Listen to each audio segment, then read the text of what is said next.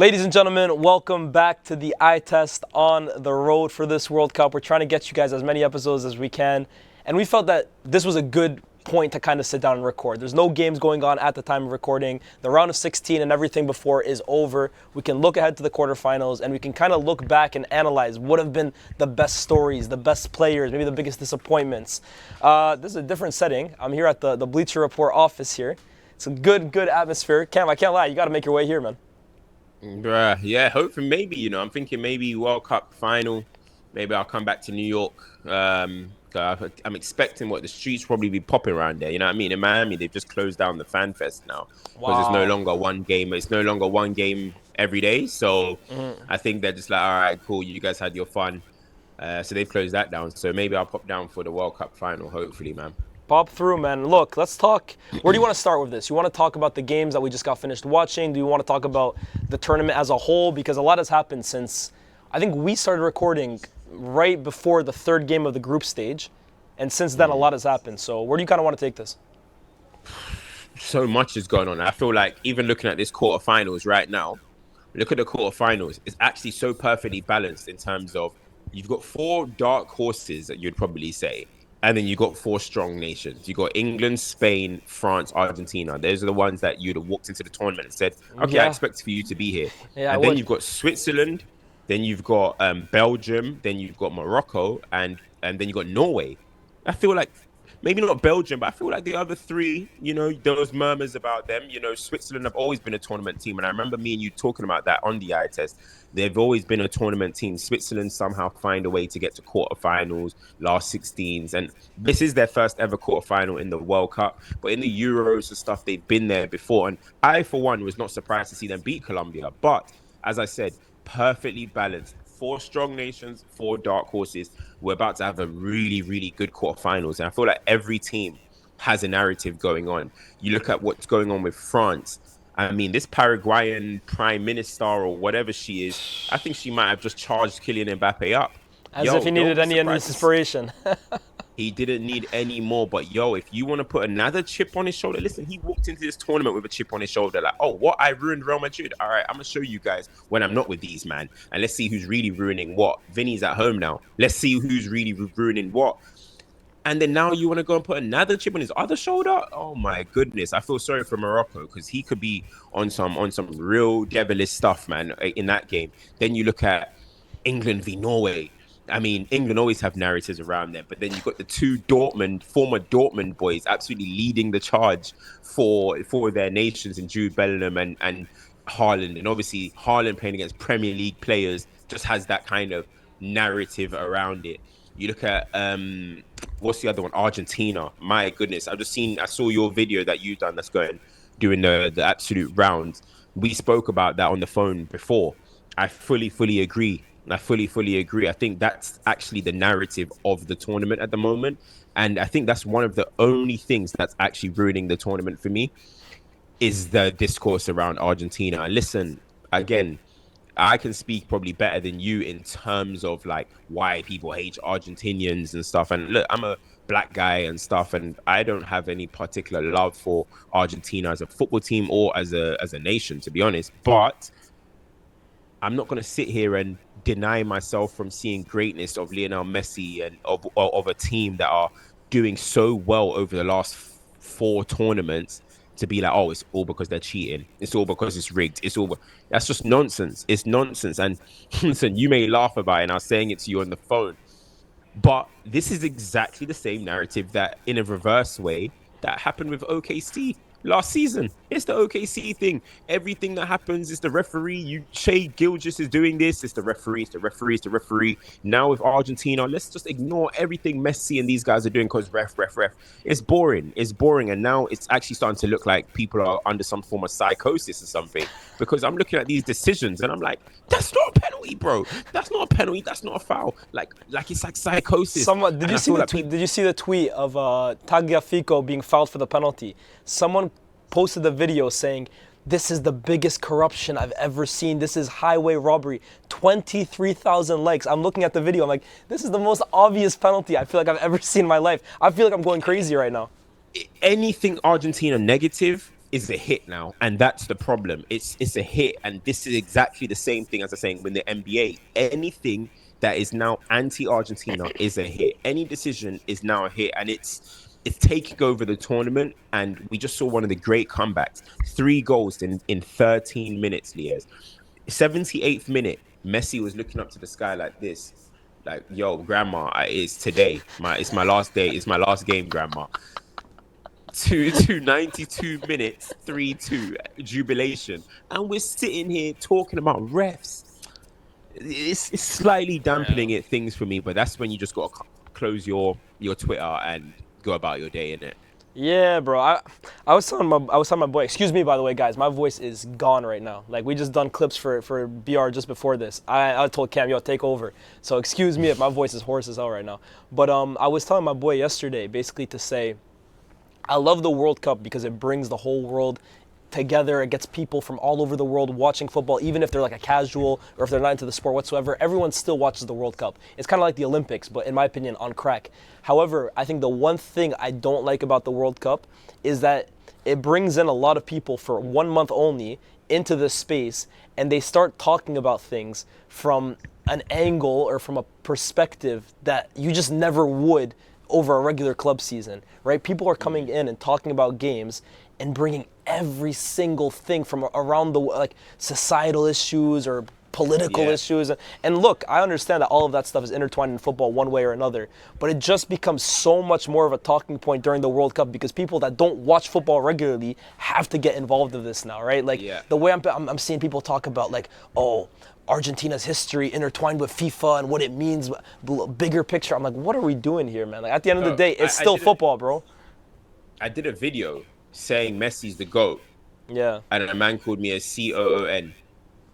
I'm like, because I rate Messi. Bro. It's crazy. Because I think Messi's the GOAT. Now I can't think of Argentinian players good. Maradona's one of my favorite players. I can't think that Maradona's good. It's getting out of hand. Let me give you an example, Cam. I was watching the U.S. game against Belgium, right? And some guy after the game, right? Like an American guy, when the U.S. lost 4-1 after the game, he's like, yeah, good riddance, man. Like, bun the U.S. I could never support these guys, blah, blah, blah, this and that, about like their government and stuff like that.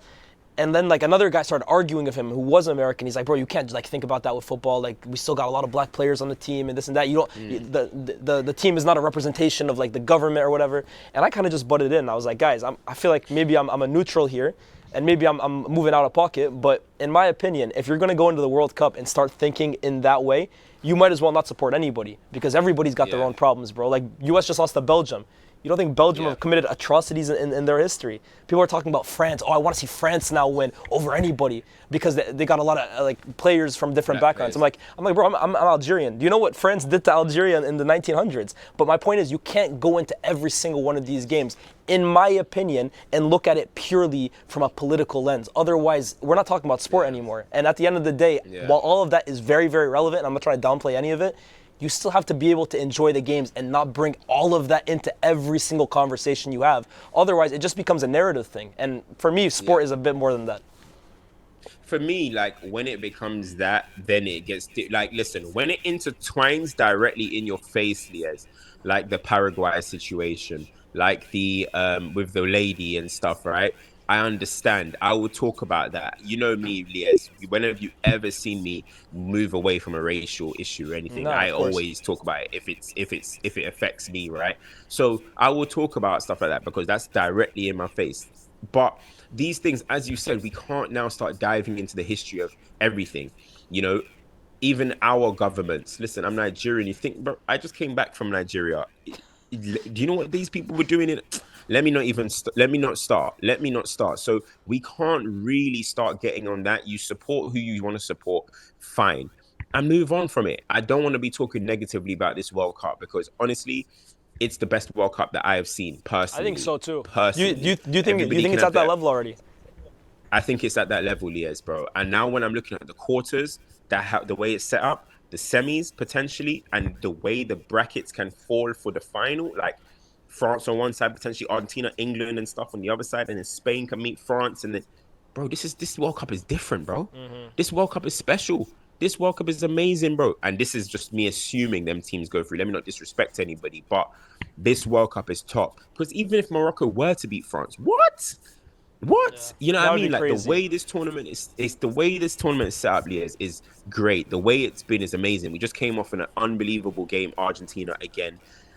Colombia game. I know that wasn't exciting, but penalty shootouts always goes, and that's always something. You look at England's game at the Azteca, 10 men, Dan Burn on the pitch, seven defenders, bro, Crazy. seven defenders. Dan Burn headed an overhead kick. You know what I mean? Like All right, we for were me though, seeing it all was it sorts. was more crazy. Raul Jimenez, what on earth was he on in that game, bro? Some of these Mexican players had like superpowers playing at the Azteca this Bro, tournament. that Russia soldier serum, bro. That Russia super What is soldier it? serum. Let me Mexican tell you, tequila, bro. It's being they're injecting it with that cyanide, Don bro. Julio goes crazy. Trust me, bro. That Don Julio is crazy. But now, honestly, I'm enjoying this tournament, bro. Like we're seeing the goat do goat things. We're seeing Mbappe do what he's doing. We're seeing Kane saying, "Do you know what? I'm a step out of that shadow of a nearly man." Now, that doesn't mean that he's going to win this tournament, but I think it's fair to say now, like, remember when we used to speak about Harry Kane and you felt like you couldn't put him in set conversations because he hasn't got a moment or he hasn't won enough or he hasn't. I think we can now start to put that to bed. I don't know how you feel, and it's actually something that I wanted to ask you. Is like Agreed. now that you've seen him at Bayern, you're seeing him do things that only Messi has done, by the way, in terms of GA in a season and all this type of stuff. Where is Harry Kane in the law? Where is Harry Kane for your generation of strikers that you've seen? Where do you have him? Has he now like? Do you now start revisiting that conversation with Luis Suarez, Loa, Benzema? Uh, you didn't really catch Prime Henry, but you get where I'm coming from and stuff like that. Where would you have him? Personally, Cam, I'm not gonna lie. I think he enters the room of those players now, and I think a lot of people will probably hear that and say, "Wow, come on, man, Kane has been there. Look at the goals he's scored." But I've always been consistent with this. You have to give me moments in big games. You have to give me silverware. Right? Or at the end of the day, you can be the best player in terms of stats around. But if you're not impacting and even competing in the biggest games on the planet, for me, I'm not gonna lie, I kind of look at those stats. I don't want to say I tax them, but I'm not looking at them the same way as a guy who's always in the Champions League semifinals and always competing in those games and going deep into World Cups and scoring against the big teams. That for me holds more weight than a guy who's scoring 50 goals a season, but at the end of the day is going out in the round of 16 or quarterfinals. And at times, Kane throughout his career, he hasn't been able to control that all the time because, let's face it, he's been playing for Spurs or, I don't know, England haven't been the best. But I'm happy that over the last 18 months, I feel like Kane has been able to match his ridiculous output, which has never changed, but now also with an ability in these bigger games to come away as the defining player. That for me is what defines the best players. When we talk about what Benzema did in the Champions League, people can talk about Benzema's stats every single season, but in the big moments, I see Benzema there. I've seen him there numerous times, and now that Kane is starting to impact those games at that level, whether it's a World Cup game, do or die against Congo when his team's on the verge of going out, or whether it's a Champions League quarterfinal against Real Madrid. Kane is there now. For me now, he is in that room with the best strikers of the last 20 years, and it's all a conversation of opinion now. Now it's preference. Do you prefer Kane to Suarez? Do you prefer Kane to Lewandowski? I'm willing to hear those conversations out now, but the important thing is he's in the room, and I don't think he was there before these last 18 months. Personally, I'm gonna be honest, right? When it came to the Harry Kane discussion, I remember I did a video in 2020. It was COVID times, or just before COVID, or after. I can't remember. But these times I had a level 2 on my head. So whenever I had a level 2 last, you know what I mean, yeah. Right? And I did a video and I said Harry Kane would do the exact same things that Lewa is doing at Bayern if he played for Bayern. And I remember at the time people were like, "No, you can't say that." And look at what's happened. I mean, the proof's in the puds. But I would have Realistically, agreed with them, I Cam, though. think I would have agreed with them in that you can't say it until he does it, right? Like, for I me, understand. No, yeah. For me, it's like, yeah, Kane could have won 4 Champions Leagues with Real Madrid, but one guy did it, one guy hasn't yet. So for me, until I yeah, see him at least put that work in, I can't just make hypotheticals and oh, would he do this? Would he do that? You know what I mean? yeah. Yeah, no, I understand that. I think so. I've always personally thought Kane is on the level of Lower, personally, but just not platformed yet in terms of he didn't have the team or he wasn't winning the trophies and stuff. And I'm personally, for me, I'm comfortable in saying that I think Harry Kane's better than Lower. I'm not gonna lie. Okay. I'm like now he's at Bayern. He's scoring big goals at England. He's scoring, and we're seeing it at the same team that he was at, Live, blah blah blah. And he's even older now. I think Loa is unreal. This isn't to say that Loa is not one of the. He's probably one of the top five of the generation that I've seen. But I have Kane. Think Kane. I just think Kane is better.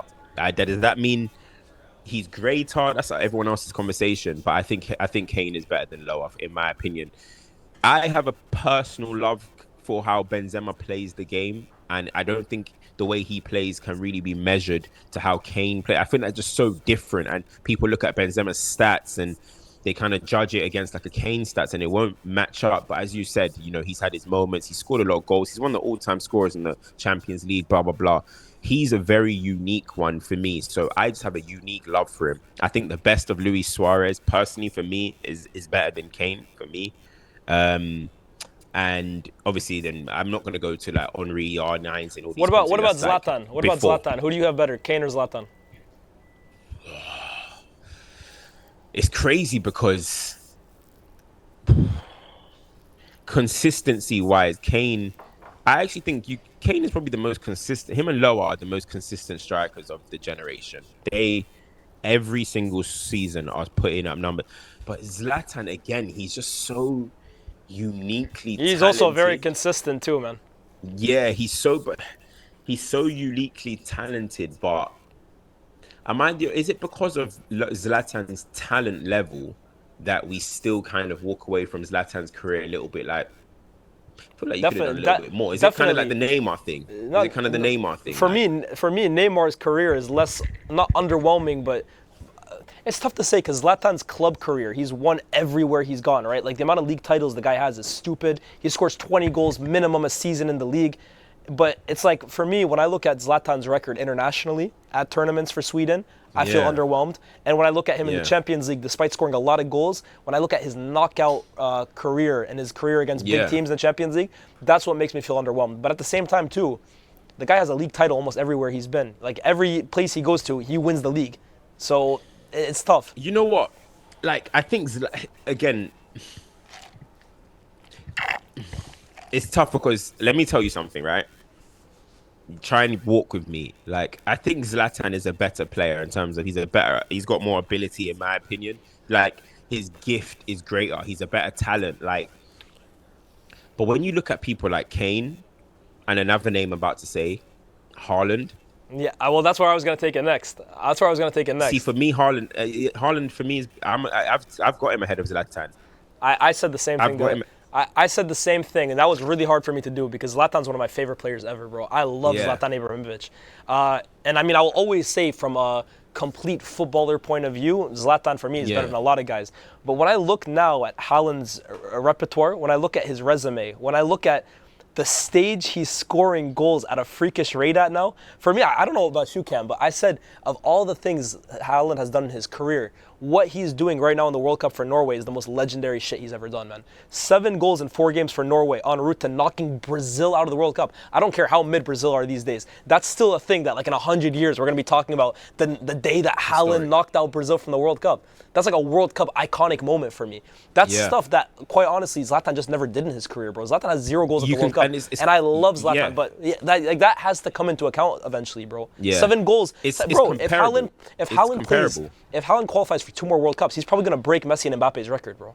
So the thing is, as you said, it's similar. It's very similar because they're coming from small nations. It's about how you elevate your nation, and as much as Zlatan was their talisman, it ain't nothing like what Erling Haaland's doing. It's funny because, you know, you talk about those guys that do elevate their nations, and we've had that conversation. Gareth Bale's, Asamoah Gyan's, and all these type of Hadji and all these type of players. Haaland has eclipsed everything with this World Cup. Everyone. Like somebody in my messages said he's almost reached Bale levels. I said, almost. Yo, listen, I love Bale, but he wasn't even world's best player in Euro 16. If we remember, it was Aaron Ramsey. But anyway, that's another conversation. Erling Haaland is just different. He's generational. So for me, I have him above, and if I'm gonna have him above, then I think I gotta have Kane above as well with Zlatan. It's tough, but the consistency. Does that mean that you have Kane over Haaland? Too much to negate. No, I have Haaland over Kane, but I'm Yeah, just I have saying I Haaland over think Kane Kane is too. is close. I think Yeah. Kane is close. I Yeah, for me, I I have told Haaland close. I I mean, said on a Haaland pod has the other three. day. I think Erling Haaland, in my opinion, I even think best level. I have him over Lewandowski, man. And that might sound crazy to say because Haaland's kind of halfway through his career. Lewa's put together a full body of work. But even if you look at their, like, Haaland has a treble. Lewandowski also has a treble. Haaland has a treble. Haaland has numerous league titles. Haaland's goal per game ratio Yeah. everywhere he's gone is better than Lewandowski's, which is already at a freakish level. And now he's doing it for Norway on a stage that I saw Lewandowski several times at World Cups for Poland. And you can argue Norway's team is better than Poland, this or that. Yeah. But still, the sheer level that Haaland is producing right now, it dwarfs anything Lewandowski ever did for Poland at a tournament. So at what point now do we need to just see Haaland do it for 5, 10 more Yeah. years to say, okay, now he's better than Lewandowski? Maybe some people need to do that. Maybe for some people, they need to see the whole thing. And if that's the way you judge greatness, I won't judge you, like fair enough. But for me, I feel like I've seen enough from Haaland to know I'm watching one of the greatest to ever do it at the peak of his powers right now. And that's enough for me. And for me, I've never had to wait 5 to 10 years to say anything. Like it took me within one season, half a season, I said he's the best goal scorer in the Premier League ever. And now I think he's the best goal scorer I've ever seen. And people say Messi, Ronaldo. Yeah, Messi, Ronaldo. Obviously, longevity counts, but they didn't burst out the gate like this. They didn't No. burst out the gate a pure-blooded goal scorer from now to Lewandowski's. I mean, Haaland's career, he has 379 goals in 456 games. Are you crazy? That's a 0.84, 0.85 record. Messi is 0.79 and Ronaldo 0.74 or something like that. Bro, the numbers that he's putting up 0.84, 0.85 is ridiculous, bro. The guy has more goals than games in the Champions League. He has more goals than games in the World Cup. He has more goals than games for Norway. He has one goal less than games for Dortmund. He has more goals than games for Salzburg. He has 112 goals for Man City in about 133 games or something like that. I haven't seen anything like this guy, bro, in terms of just putting the ball in the back of the net. Now, a conversation can be had, and which I'm open to have, is now variety. Does that make now when you add variety, Messi can dribble and bang it in, then score a free kick? Now it's a different Can I ask conversation. you I a question, understand that. Cam? But I'm just talking about that ball entering the net. Yes. You would agree with me when I say Messi, that season where he scored 91 goals, was probably as good as he was, obviously, maybe the best version of any player ever. But you would also agree that like he was in a team that was perfectly built around him. The system was designed for Leo Messi. That was the most optimal environment for Messi to do what he did. Would you agree with that? Yep. I would say Haaland has maybe never had that optimal an environment. Even at City, I sometimes say I feel like he scores goals despite the way the team plays. But do you think Erling Haaland in his most optimal environment, I don't know whether that's Hansi Flick's Barcelona or something, a team that is just playing transition with space in behind, do you think Haaland in an optimal environment like Messi that year could also score 91 goals in a calendar year? Listen, for the respect of the greatest player of all time, I'm gonna say no But you just said he's the greatest goal because scorer ever. I. But does that mean does the greatest goal scorer ever have to have the highest peak season ever? I mean, it would help. Do you know what I mean? It would help I if the mean, guy it has would, but 960 goals. let me go to basketball terms. Nah, I hear it. Let me go to basketball terms. I think KD is the greatest scorer ever, but has he had a peak like MJ's highest peaks where he's probably had 45 points per game, East Conference Finals or whatever? Maybe not, but I think, but maybe I'm contradicting myself because the way I think KD's the best is because of his variety, is the way he could do it. Whereas, so yeah, it's a bit tough. Messi. Now, has Haaland reached Messi's peaks of goal scoring? No, because obviously that's just a pure stat. No, he hasn't. But did Messi do this from 18? No, Did he Messi didn't. start scoring No, he 40 didn't. goals at 18, No. 19? So it's kind of like, do you know what I mean? It's do I see Haaland playing football till 39 like these guys? I don't know. I can't predict that. But I just think to myself, there's ratios across every level, Lies. And as you said, it doesn't matter whether he's playing. I'm sorry. At the same time, we also have to factor he's Norwegian, bro. He's Norwegian.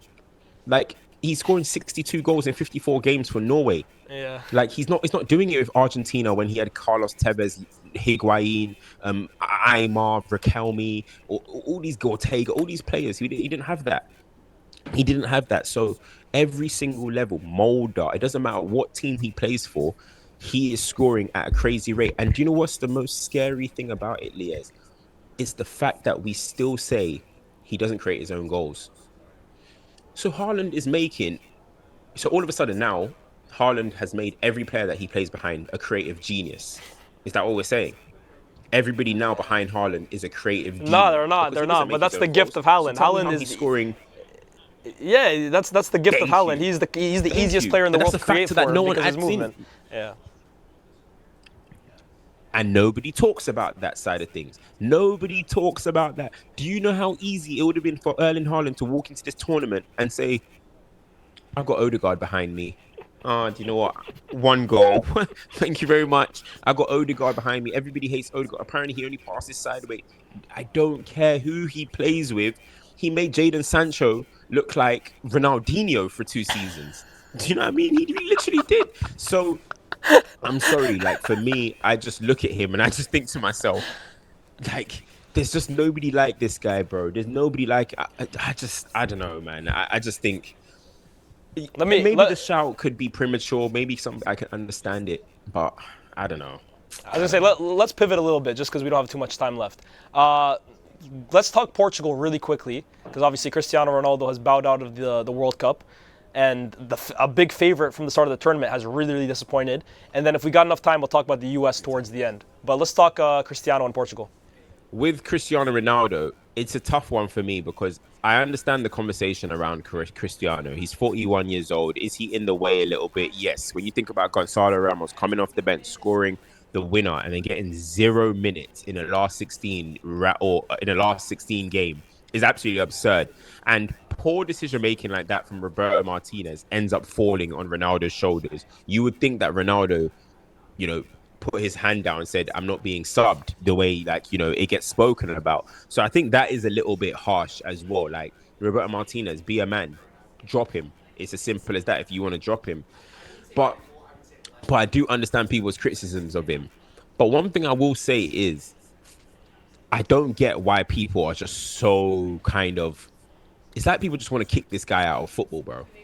And I don't like that. I don't like this whole, let's just get Ronaldo out of here. Now, all of a sudden, his whole career is being slandered. And now Mbappe has caught Ronaldo and all this. And it's just the discourse around Cristiano Ronaldo, his whole career has been to be the villain.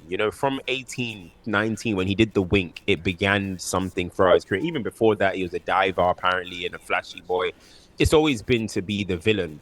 But at this point now, at 41, we can't just step back and just say, you know what, like, wow, what this guy gave to the game, what this guy has done, the goals that he scored, right foot, left foot, 30 yards, 40 yards, free kick, penalty, header. It doesn't matter.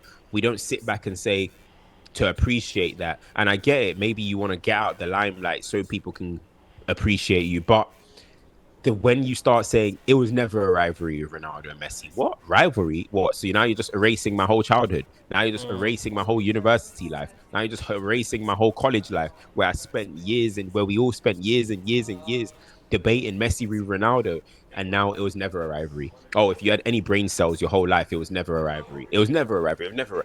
I just don't like the narrative around Ronaldo now. We're rewriting his whole career. I saw somebody say his international career is overrated. 230 caps, nearly 50 goals is now what we call overrated. So who has had a good international career? Like, it's just, I don't know. I just feel like the narrative around Ronaldo is just too negative, in my opinion. We can all think Messi's the GOAT. I think Messi's the GOAT. I'm a Man United fan, whatever. I think he's the GOAT. But I just think the narrative around Ronaldo is getting bit distasteful, bro. It's getting a bit distasteful. And you kind of see it in basketball with the older generation, the way they speak about LeBron James. And you kind of think to yourself, like, appreciate this guy while he's here, bro. Why are we spending our times criticizing somebody that's given so much to the game? And that's how I see it with Ronaldo, man. I just don't like the narrative around it, but I am one that do think he should retire for Portugal. I'm not delusional. I think he should retire. But let's not rewrite one of the greatest players ever, ever his career like this, the way it's being done, man.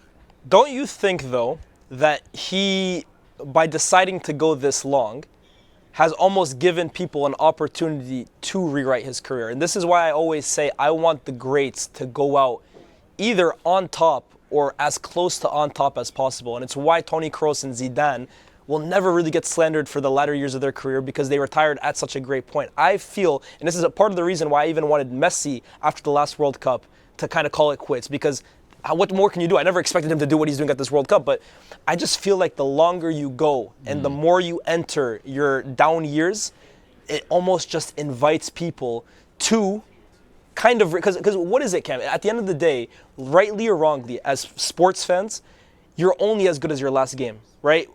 Whether it's right or wrong, the last version of you that we see is the one that's going to be the most fresh in our minds. So I agree with everything you said about Cristiano Ronaldo. This is one of the greatest players I've ever seen in my life. After Messi, I personally, in my 28 years of living, have not seen a better player live like Cristiano. But unfortunately for him, I feel like his decision to play the last 3 tournaments, I'm even going back to the 2022 World Cup, the last Euros, and this one, has just opened up the conversation for people to take cheap shots like that. Rightly or wrongly, I feel like if he retired from Portugal, I don't know, maybe even the last World Cup, maybe one bad World Cup would have been okay. But I think if he retires after that last one, it doesn't give people as much of an avenue to continue taking these cheap shots, which I think are very unfair, but unfortunately I think he's given them the platform.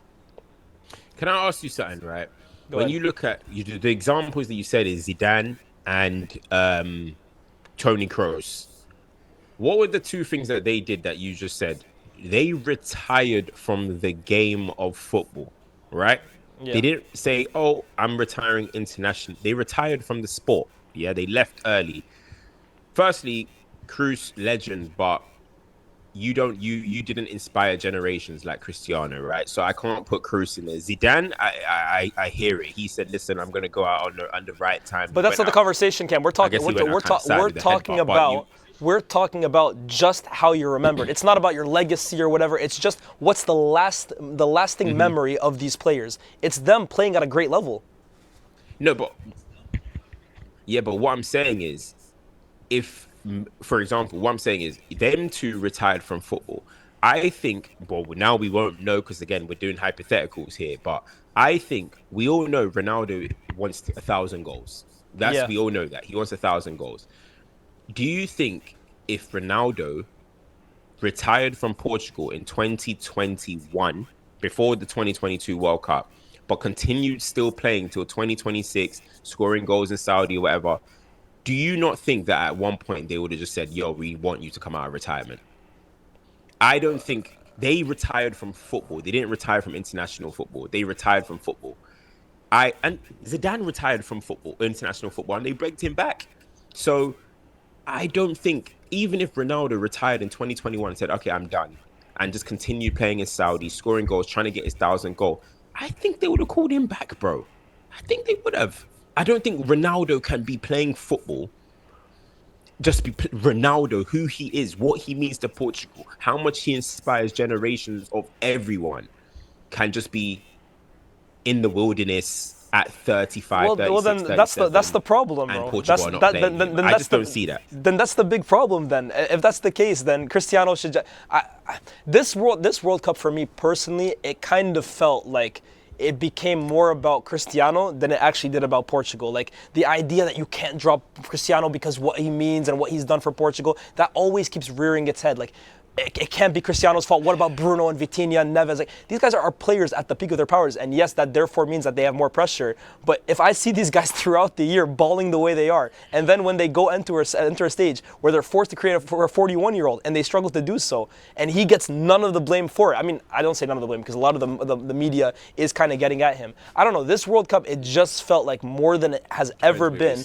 It really was the big Cristiano show. Whether they won a game, whether they lost a game, whether he scored a goal, whether he didn't score a goal. And for me, I don't know. I definitely agree with you. Right now, he has Do to you call it quits. He can't go into another tournament with Portugal, in my opinion. Roberto Martinez handled this poorly. I think he could have done a lot better in the way he handled this situation. A big manager, a top manager, flies to Saudi, sits Ronaldo down and says, listen, what we're going to do, you're going to play. I'm going to utilize you, but not from the start. Simple as that. I just think That is what he should have done. easier And we said than wouldn't done, have spoken Cam. about Ronaldo. But Cristiano, even this tournament, he came out and they were saying, like, what's your least favorite thing? He said, my least favorite thing is not starting a game. I just think it's so much easier said than done to basically say, Cristiano, you're not going to start. I'm going to bring you off the bench. I don't think his personality allows for it, and that's what's made him a great for so long. But I just think, like, Martinez definitely did not have the courage to do it. But I also think there's so much pressure to play him that it's easier said than done to say, oh, a manager should have just managed him differently. It's Cristiano Ronaldo. This is the biggest personality on the planet, bar none.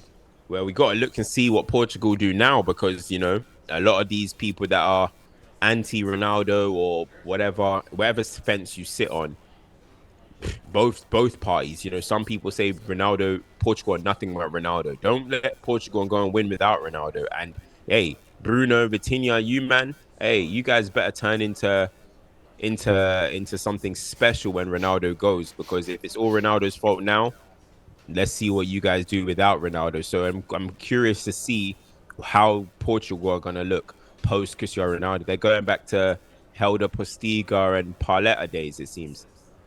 I mean, let's see, man. Portuguese football is a lot, for me, in terms of developing and producing players, is in a lot better of a place than it was 20 years ago. And then to that point, you can definitely credit Cristiano because I think his influence has definitely inspired a generation of players to come through. So I don't think you'll see Portugal necessarily go. Like I think when Messi leaves Argentina, I'm really, really worried for them.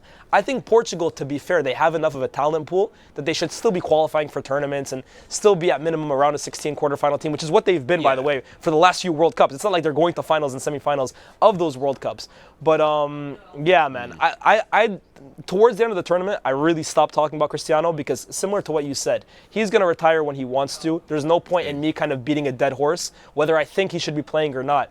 I kind of felt as a 41-year-old, bro, what am I going to do? Make every single video about Cristiano Ronaldo, how he shouldn't play for Portugal. I kind of started to lay off towards the end. But yeah, man, I think Portugal and him, big disappointments. Like that last game in particular, I don't know if you saw Quaresma and Ruben Diaz kind of going back and forth about it. I felt like they showed Spain way too much respect. And overall, just it's a disappointing exit. Yeah, facts, man, facts. But hey, I'm looking forward to the quarterfinal. Let's get into that. I'm looking forward to the quarterfinal, and then we're gonna do a video. What? Probably before semis. Yeah, we'll try. We'll definitely try. Yeah. So look, let's see what happens, man. Quickly, while we wrap it up, predictions because even my battery on my laptop is low now. Predictions for each game. Let's go. France, Morocco. I can't look past France. Oh yeah, wait. Sorry. Before I say that, can I just say, listen, sometimes I test, we go under the radar. You guys watch, but you don't acknowledge some of our shouts. Going into this tournament, right, we said who is most likely to jump into the Ballon d'Or conversation when they're not in the conversation right now at all. Who can make the biggest leap from nowhere to top 10? Lyes said Messi. I said Jude. Now, those are two brilliant shouts right now because they are aging really well. What was the other one that we were talking about? There was one other one that we were talking. Oh, I said if Spain win this tournament, Rodri will be the player that gets, like, remember you said Lamine Yamal, but I was like, I think it's going to be Rodri, and I think it is Rodri at the moment. Well, it depends. Kubasi and Laporte have been incredible too. Man, I think that was Kubasi ain't getting no Ballon d'Or. One more that we said on this platform. No, not Ballon d'Or.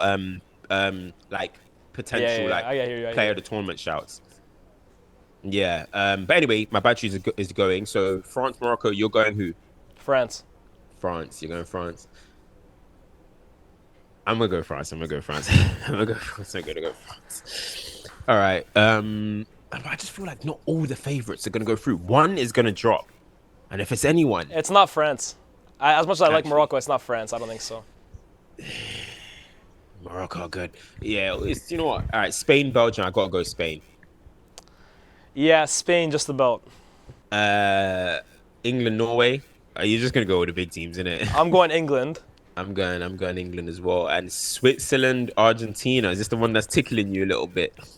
A little bit, bro. I had Colombia beating them if they went through. I think Colombia would have beat Argentina if they advanced. Now Is it? Switzerland's a different team, but I still think Switzerland's pace is gonna massively trouble Argentina. Like, bro, Manzambi, Embolo, Vargas, and Ndoye, they got runners, bro. They got athletes. You got Is Xhaka in Manzambi fit midfield. though? Manzambi not be fit.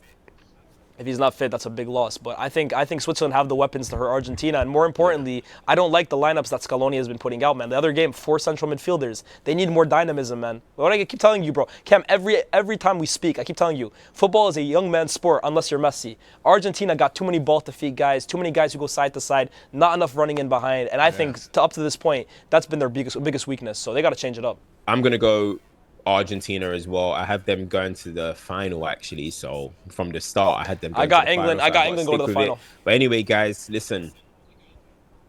Oh, listen, that's a whole nother combo. Trust me, combo. I'm telling you, bro, whole nother combo. But anyway, I'm keeping cool. I'm keeping cool on that one.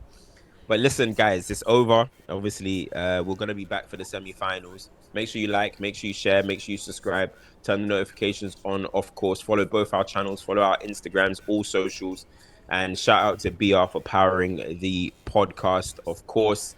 So yeah, man. Any last words, Leo, before we leave? That's all for me, man. See you soon.